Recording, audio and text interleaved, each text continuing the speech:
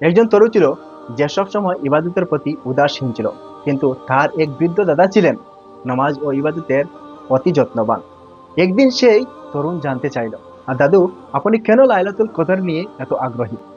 বৃদ্ধ দাদু মুচকি হেসে বললেন, বাচ্চা, ধরো তুমি এক বাস্ক খুলে দেখলে, সেখানে 1 কোটি টাকা রাখা আছে, কিন্তু তুমি বাস্কটি কখনো খোলা হবে তা তুমি জানো না, তাহলে তুমি কি করবে? তরুণ বলল, আমি বারবার বাস্কটি খুলতে থাকবো, যাতে ভুল না হয়। দাদু বললেন, ঠিক তাই, লাইলাতুল কদর 1000 মাসের ইবাদতের সমান, কিন্তু আমরা জানি না কোন রাতে এটি পাওয়া যাবে। তাই আমাদের রমজানের শেষ 10 রাতে বেশি বেশি ইবাদত করতে হয়।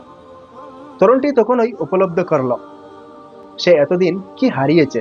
সে রাতেই সে প্রথমবারের মতো তাহাজ্জুদে দাঁড়ালো, দোয়া করলো এবং আল্লাহর কাছে ক্ষমা চাইল। কিভাবে নামাজ পড়তে হবে ও রাত কাটাতে হবে? নাম্বার 1, তাহাজ্জুদ ও নফল নামাজ। রাতের শেষ তৃতীয়াংশে উঠে 2 বা 4 রাকাত তাহাজ্জুদ পড়তে পারেন। কদরের রাতে বেশি বেশি নফল নামাজ পড়া উচিত। নাম্বার 2, কুরআন তিলাওয়াত। সূরা আল কদর, সূরা ইয়াসিন, সূরা রহমান, সূরা মুলক পড়তে পারেন। নাম্বার 3, দোয়া ও ইস্তিগফার।